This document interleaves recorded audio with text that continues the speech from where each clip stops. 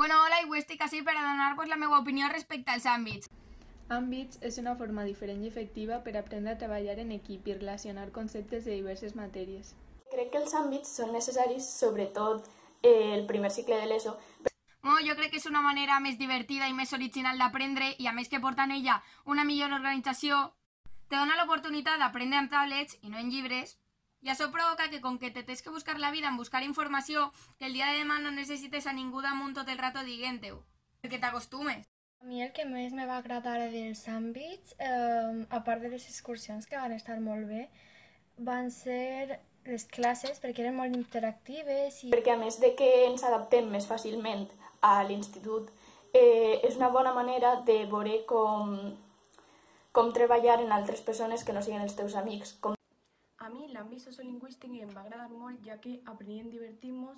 Treballar més en grup, i és veritat que a vegades ens pot no agradar o preferir unes altres coses, però si els grups estan equilibrats i el treball està equilibrat en els grups i els professors s'encarreguen d'això, crec que és una molt bona idea. Al investigar, profunditzar i crear material, comprenem en comptes de memoritzar. Crec que és molt necessari en el sistema educatiu.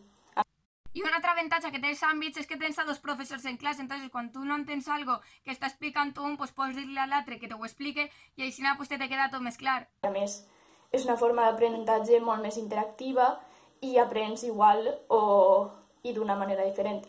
Y sobre todo me gustaron las excursiones, como la que hicimos a un campamento, un camping en el que estuvimos 3 días haciendo excursiones, caminando, haciendo senderismo, y esa excursión sobre todo me pareció muy original, ya que no se suelen hacer así, y la verdad que me lo pasé muy bien. Com que els professors eren molt bons, és com que era molt agradable el fet de donar classe d'eixa manera. En la meva opinió, el motiva més i són menys exàmens, més treballs, una forma diferent de treballar. Y aprendí bastante. A més, es va juntar a tota la classe i vam aprendre a ser millors companys i a treballar en equip. És una forma d'aprenentatge en la que cadascú desenvolupa les seves habilitats i no només es té en compte la memòria. A mí los ámbitos me gustaron mucho, me lo pasé muy bien esos 2 años. Fèiem moltes coses diferents. També varen crear cada grup vídeos distints, per exemple el meu va ser de la violència de gènere, però també n'hi havia de la contaminació, de l'absentisme escolar. Cada grup tenia una tasca i entonces pues, entre tots després veiem els vídeos i apreníem moltes noves coses. Després també en primer varen fer un mapa d'Espanya amb el relleu, les muntanyes d'un color, els cims més alts, els rius i tot això, i va estar molt guai també. Quan te llegies un llibre, que bueno, tots eren avorrits, però bueno, quan el llegies pues, feies una tertúlia en tota la classe i cadascun tenia un càrrec. Cadascun del grup tenia un càrrec distint i entonces, pues, per exemple, estava el buscador d'informació, el que buscava el nom dels personatges del capítol, els llocs o el de la sintaxis de tot el llibre, i cadascun pues, s'anaven rotant i cadascú feia una cosa distinta sempre.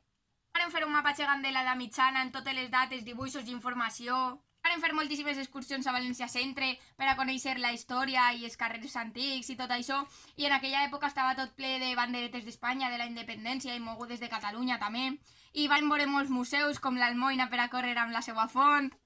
Estaven per grups i com he comentat abans, pues, cadascú tenia una tasca distinta, com per exemple el portaveu o el buscador d'informació. També varen fer classes en estiu. Bueno, i una altra cosa que van treballar molt va ser també els verbs en valencià, sobretot, que varen fer, o sigui, hasta que no te sabies de pe a pa, Paco, pues no te deixaven present, o sigui, tenies que fer totes les recuperacions que sigueren possibles hasta que no te'ls aprenies de memòria. Per exemple, jo me vas presentar almenys a 5 recuperacions i hasta que no vas treure un 10 no me van deixar eixir d'ahir a les hores del pati. Moltes coses més, però la meva preferida, sense dubte, va ser una excursió que varen fer a finals de segon d'ESO, tota la classe pràcticament, amb Maria i Paco, que vàrem anar d'excursió al poble de Paco uns 4 o 5 dies, i pues, va ser una passada inolvidable, o sigui, va molar moltíssim. En resum, que si jo tinguera que elegir entre àmbits o assignatures, de totes, àmbits.